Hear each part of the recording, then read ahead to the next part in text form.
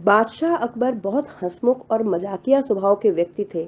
वे अक्सर ऐसी बातों से आनंदित होते थे जिनका उत्तर बुद्धिमान से बुद्धिमान व्यक्ति भी देने में संकोच करता था।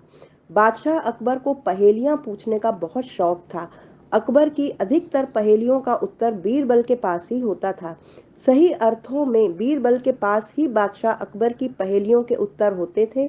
इसीलिए बादशाह अकबर उनसे प्रसन्न रहते थे और अन्य दरबारी बीरबल से जलते थे। एक दिन बीरबल दरबार में अनुपस्थित थे।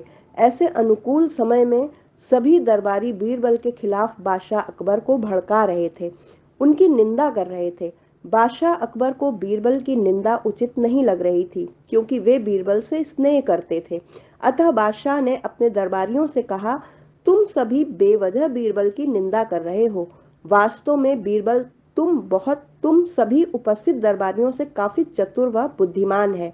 इस पर दरबारी बोले, जहां पनाह, आप वास्तव में बीरबल को आवश्यकता से अधिक मान सम्मान देते हैं। हम लोगों से अधिक उन्हें स्नेह करते हैं।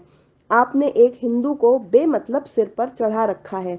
सभा समाप्त होने से पहले बादशाह अकबर ने अपने उन 4 दरबारियों से कहा, देखो, आज बीरबल तो उपस्थित है नहीं और मुझे अपने एक प्रश्न का उत्तर चाहिए। यदि तुम लोगों ने मेरे प्रश्न का गलत उत्तर दिया तो मैं तुम चारों को फांसी की सजा दे दूंगा।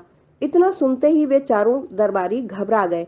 उनमें से एक दरबारी ने हिम्मत करके कहा, प्रश्न बताइए बादशाह सलामत। बादशाह ने प्रश्न किया, बताओ संसार में सबसे बड़ी चीज क्या है। प्रश्न सुनकर चारों दरबारी चुप हो गए। इस प्रश्न का उन्हें कोई उत्तर नहीं सूझ रहा था। थोड़ी देर बाद एक ने कहा, खुदा की खुदाई सबसे बड़ी चीज है।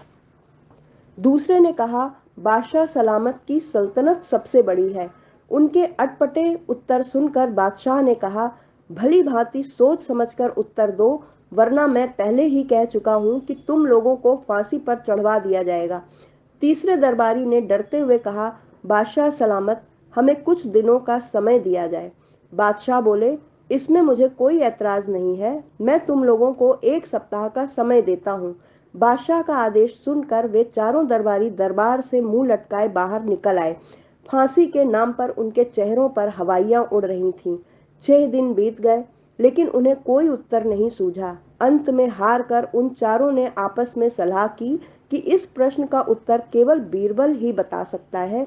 इस परेशानी से छुटकारा पाने के लिए हमें उसके पास जाना चाहिए।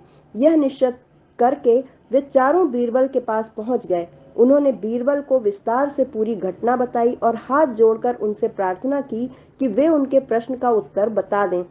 बीरबल ने प्रश्न सुना और मुस्कुराते हुए कहा, मैं तुम्हारे प्रश्न का उत्तर दे दूंगा, लेकिन मेरी भी एक शर्त है। वे बोले, आप एक शर्त की बात करते हैं, हमें आपकी 1000 शर्तें मंजूर हैं। बताइए क्या शर्त है। बीरबल बोले, तुम चारों अपने कंधों पर मेरी चारपाई रखकर दरबार तक ले चलोगे। इसके साथ ही तुम में से एक मेरा हुक्का पकड़ेगा, जिसे मैं पीता हुआ चलूंगा। एक मेरे जूते लेकर चलेगा। अगर किसी और समय बीरबल उनको यह सब करने के लिए कहते तो शायद वे इस शर्त को कभी स्वीकार न करते, लेकिन अब जब उन्हें फांसी लगने का भय था तो वे तुरंत ही उनकी बात मानने को तैयार हो गए।